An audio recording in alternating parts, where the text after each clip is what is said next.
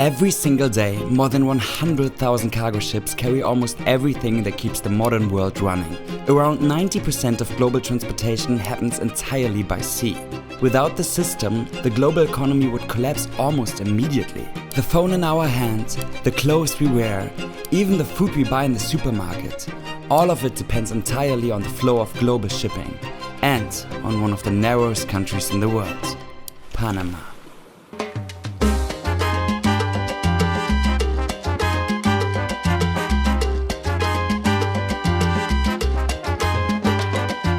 At first glance, Panama feels almost disconnected from all global trade.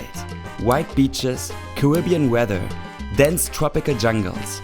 Panama's streets are filled with reggaeton and salsa late into the night, fresh food stacked along roadside markets, and fishing boats drifting through the Pacific at sunset. Who would ever guess this relatively small country to be one of the most important economic locations worldwide? If we take a step back, it boils down to one thing: geography. Since the beginning of global maritime trade, empires and merchants have faced the same fundamental problem: distance. Oceans made global trade possible, but geography made it slow, dangerous and expensive. Until today, shipping depends on two things: how much a ship could carry and how fast it could reach its destination as efficiently as possible. There's only one major problem: continents don't care about our efficiency. They block routes, force detours, and turn short distances into massive journeys. Nowhere was this more visible than in the Americas, where the landmass effectively splits the world in two: left of America and right of America, Pacific Ocean and Atlantic Ocean. For example, a ship traveling from London to San Francisco had only one option for centuries: sailing around the entire continent of South America. A journey of more than 13,000 nautical miles through freezing waters, violent storms, and one of the most dangerous passages on Earth, Cape Horn, the so-called ship graveyard. A route that could take up to 3 months if the ship survived at all. And every extra day meant higher costs, higher risk, and slower supply chains. As global trade expanded, one idea kept returning. What if there was a shortcut through America? What if it was that narrow strip of land called Panama? The first serious attempt to quite literally cut through Central America was made in the late 19th century by France. Having already built the Suez Canal, a project that connected the Mediterranean to the Red Sea, they tried to repeat their success, but Panama was different. The rainforest was dense, the terrain unstable, and the climate relentless. Heavy rain caused landslides, machinery broke down, and disease spread uncontrollably. Malaria and yellow fever devastated the workforce, and around 20,000 workers lost their lives before the project collapsed. The dream of connecting the oceans seemed impossible. Humanity had to accept this absurd detour as normal. Or had they?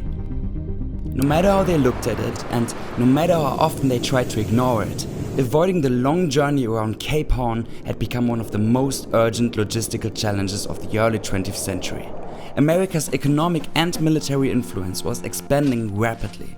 A canal through Panama would allow the US Navy and commercial ships to move between the Atlantic and Pacific in a fraction of the time. Remember our little trip from London to San Francisco? Around Cape Horn, the journey could take up to 3 months. With the Panama Canal in place, the US estimated travel times to be as low as 15 days, which can save up to 75% of transportation time. So they were determined to restart the project. The US needed this advantage. But before construction could begin again, the Americans first had to answer one critical question: why had the French failed? The answer wasn't just engineering, it was survival. Disease had destroyed the workforce, so instead of digging immediately, the Americans first focused on something more fundamental: infrastructure. Swamps were drained, mosquito breeding was controlled, hospitals were built, and railways and supply systems were reorganized. Only once the logistical foundation was in place did the real digging begin. What followed was one of the most ambitious efforts in human history. The goal sounded simple on paper: dig a canal through Panama. In reality, it meant cutting through rock, jungle, and unstable earth. Entire mountains had to be removed layer by layer using dynamite, steam shovels, and thousands of workers operating in extreme heat and humidity. Landslides repeatedly buried equipment, filled newly dug channels, and erased months of progress in a single night. But unlike the French, the Americans now had scale, machinery, and coordination on their side. Rail systems continuously removed millions of cubic meters of excavated earth. Steam-powered machinery replaced manual labor wherever possible. And entire supply chains were optimized around one goal: keep digging no matter what. After more than a decade of construction, the Panama Canal opened in 1914, instantly reshaping global trade. Routes that once required sailing around South America were shortened by up to 10,000 nautical miles.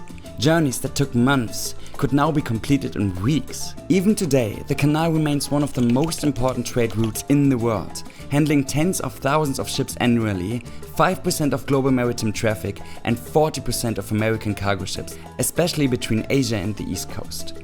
But that efficiency comes at a price. Ships pay anywhere from tens of thousands to over $300,000 per transit.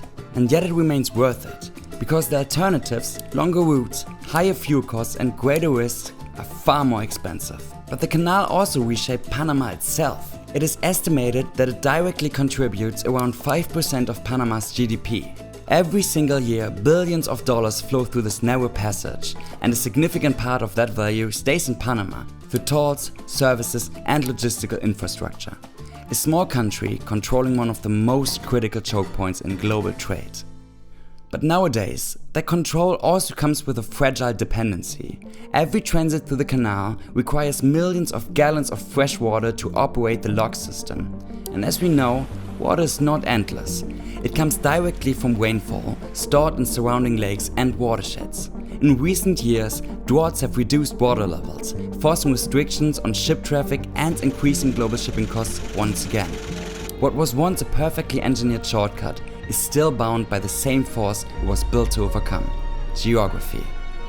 Across the world, a handful of choke points quietly determine how energy, food, and goods are available for us to use. The Suez Canal, the Strait of Hormuz, the Malacca Strait, and of course Panama. And when one of them is disrupted, even slightly, the effects ripple through entire global supply chains, affecting prices, shipping times, and economies thousands of miles away. It is a good reminder for us. Sometimes, the stability of our entire system depends on something as fragile as a narrow strip of land between two oceans.